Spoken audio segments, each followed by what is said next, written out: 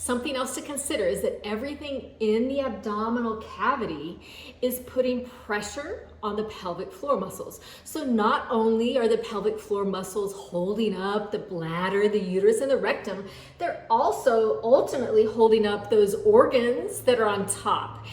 Also, they're holding up the contents in those organs. Whenever our abdominal organs or our pelvic organs are extra full, that is going to put more pressure on the pelvic floor muscles. So for example, if your bladder is very full or your rectum is very full, that's going to put more pressure on the pelvic floor muscles.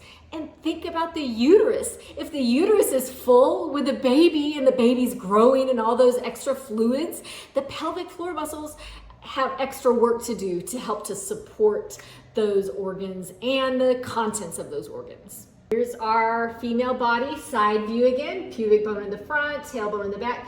Here's the uterus. This is a uterus that is not pregnant. It doesn't have a baby. Here on this one, we have a baby, and look at how much space this baby is taking. And the baby is putting more pressure on the pelvic floor muscles. So does this mean that we should never have our pelvic or our abdominal organs full? Of course not. That's a normal part of life, but just understanding how that works can be very empowering. When we jump up and down, our pelvic organs jump up and down with us. When they land, the pelvic floor muscles are there to help support those organs. Remember, kind of like a trampoline. It should give a little bit when you land and then rebound back up. And here's a fun demonstration.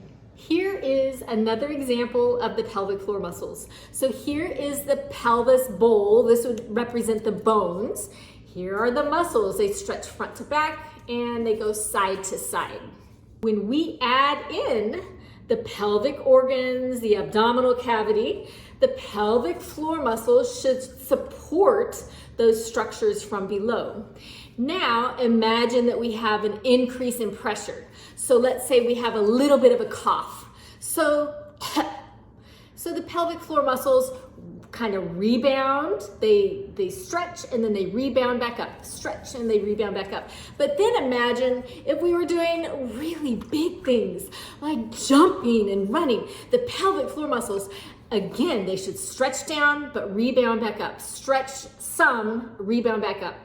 So now that you have a great understanding of how the forces from above work on the pelvic organs and the pelvic floor muscles, let's move on to the next section.